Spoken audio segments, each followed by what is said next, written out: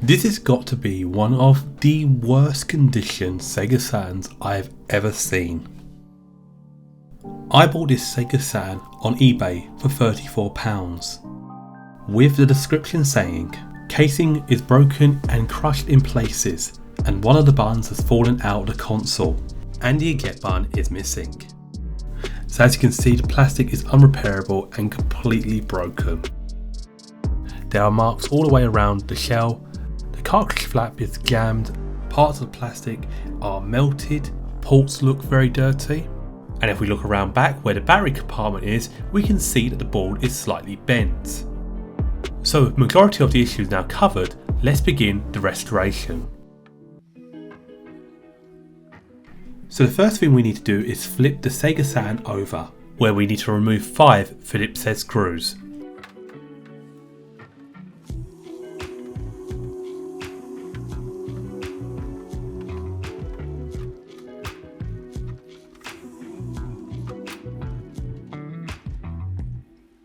And with the 5 screws now removed, we can now flip the Sega Saturn back over and witness the shell fall apart further.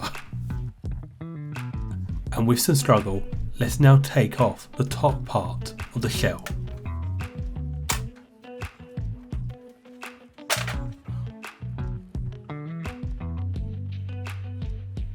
And as you can see, the inside of the Saturn is as bad as the outside. Plastic parts are broken all over the place, metal is bent, and the drive just looks damaged.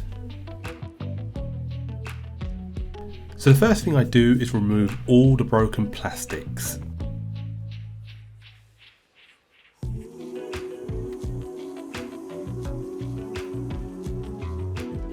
And then we can proceed with removing the PSU, which is held down with 2 screws at the back and 1 screw that is holding the PSU down to the main shield inside the Sega Saturn. And then we remove the power switch cable. And once that's done, we can then remove the PSU away from the main board. We can then remove this plastic piece, which helps prevent the PSU from showing out with the main metal shield. And again, we find another piece of the Sega Saturn underneath the PSU. I'm surprised that this metal piece didn't short out the PSU. We next remove the power switch, which is extremely damaged beyond repair.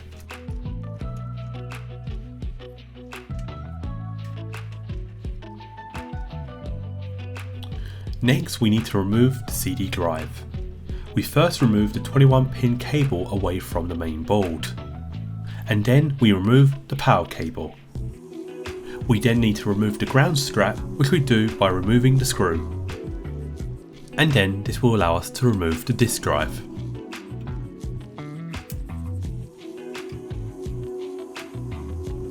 We then need to remove the 10 screws located around the board. Some screws will be bigger than others, so remember to keep track of where these are supposed to go.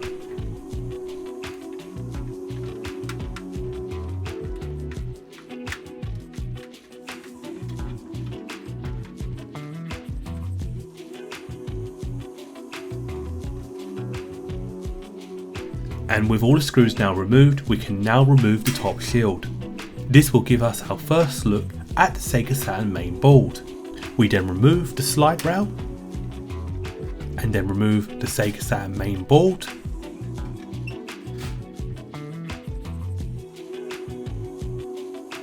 and the lower part of the shield. This will just leave us with an empty, broken shell. So with everything now disassembled, let's talk about the main shells and what we plan to do with them. Both shells are essentially unrepairable, but there are still usable parts that we can use, such as the springs for the cartridge port and all the parts inside that make the door open and keeps the CD door closed, and even the reset button. So what are we going to do with all these parts? Well, a long time ago I bought a bulk load of Sega Saturn shells, CD drives and PSUs.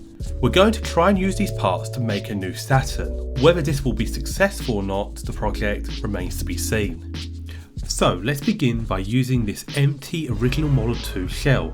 as its replacement. While it does have a few scratches, it is a lot better than the previous damaged shell. We're also going to replace some of the unsalvageable parts and replace them with some refurbished parts. So the first thing we need to do is pop the top lid off and start working on reassembling the Sega Saturn.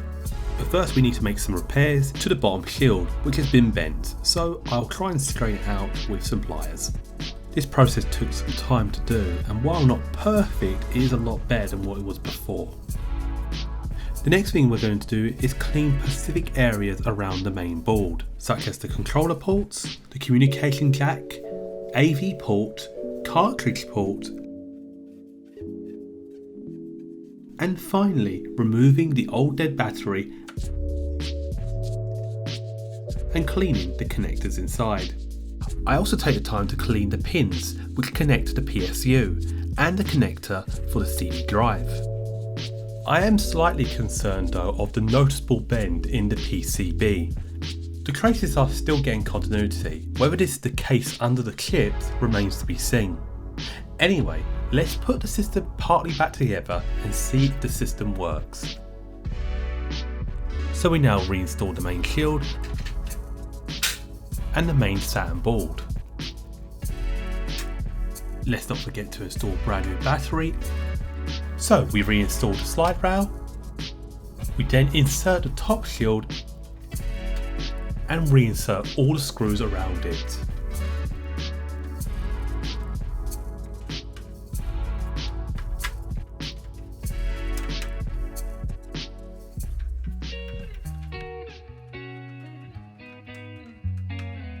So let's now talk about the PSU. So when I further inspected the PSU, I found underneath the main PCB board there was a large crack. Now this could be repaired, however it is unknown what other issues this PSU has. Also, I would not recommend anyone work on a PSU unless you are qualified and specialise in repairing them. So I've decided instead to replace the whole PSU with a brand new modern PSU, which I bought on eBay. The replacement PSU arrived a few days later, and inside the box we have a warranty card, an instruction manual to correctly install the PSU based on the board revision you have, and inside the box you get the replacement PSU, mounts, cables and screws, the power adapter, and different plug types for various regions. So let's now install it. With this being the revision VA9 board, we need to switch the PSU board from 3.3 volts to 5 volts. We can now install the board by aligning it with the pins correctly. We plug in the cable for the power switch to the PSU, reinstall the plastic which was originally in place for the original PSU to prevent it from shorting out. We then turn the Sega Saturn around. We then installed the brand new mount by screwing the two screws to the provided nuts. And then finally we screw the nut for the power port.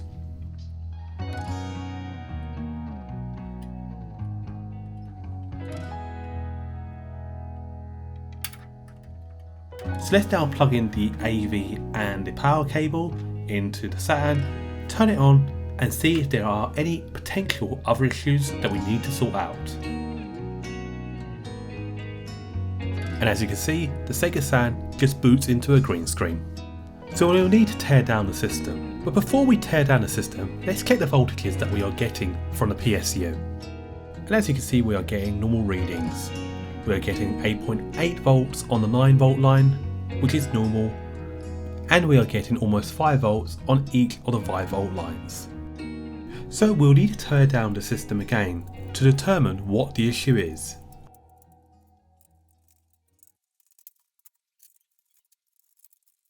With the board fully out, I examined the board. This is where I started to find an issue, more specifically with the Sega 315-5687. This is the Sega custom sound processor chip. As you can see, the pins are all lifted from the board with the pads attached to them. Each pad is no longer attached to the trace. My first attempt was to try to resolder the pins back to the pads.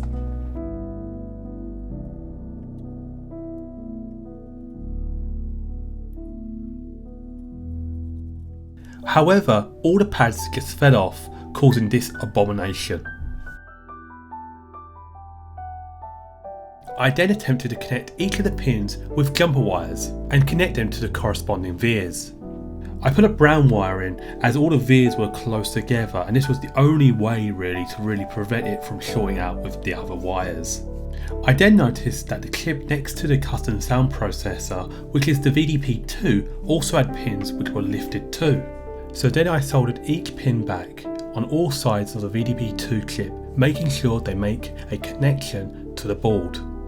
I then decided it was the perfect time to connect the power board and the AV cable back into the Saturn and power it on.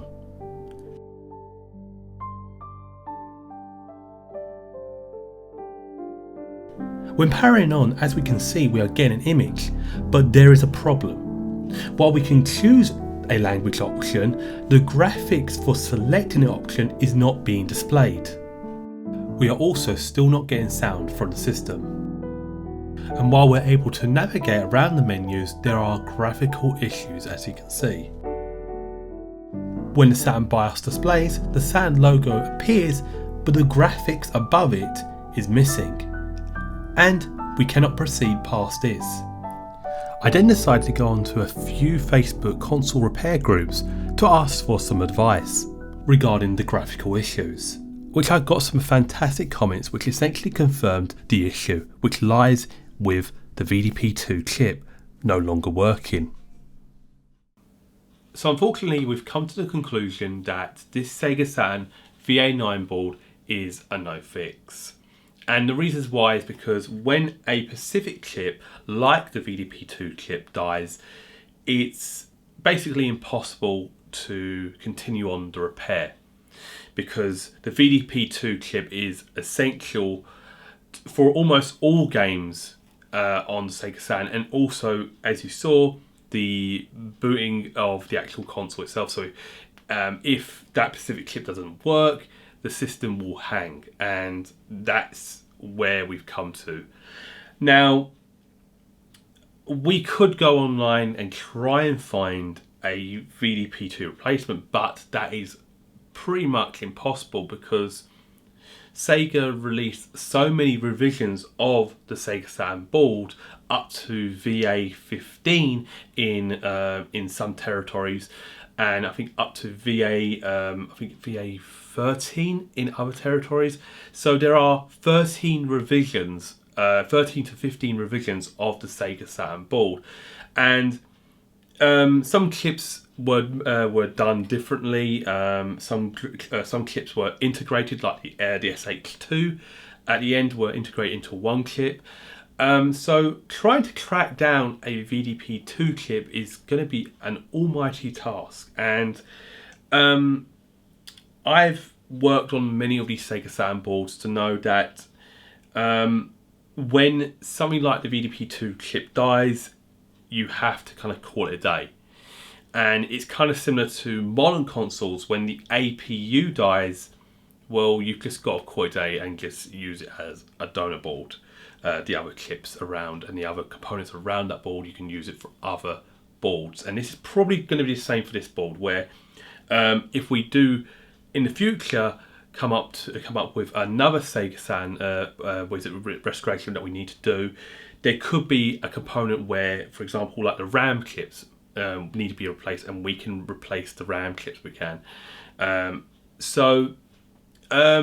Yeah, just wanted to do this short segment because I wanted to really explain that not all repairs I do are successful, and this is a perfect example of that. I mean, so yeah, but not always lost, as I said. I mean, the parts, some of the components on this board we can reuse. We can on other Sega Saturn boards that we might need to repair in the future. So yeah, I mean, I just wanted to explain that to you. But thank you so much for everyone who commented on my posts and basically went into really a lot of detail about how essentially the these clips are very, specific clips on these boards, are very important for the system to even go past like the main menu or the BIOS or something like that. So thank you so much, and yeah, that really concludes this video. It does. And so that concludes our video. As mentioned, unfortunately not all repairs are successful, and this Sega Saturn was in far worse condition than we had hoped. The new PSU has already found a new home on one of my other Sega Saturns, so not all is lost, and all parts that were salvageable will be potentially used on other Sega Saturn repairs in the future. But I hope you've enjoyed this video, and until next time, bye for now.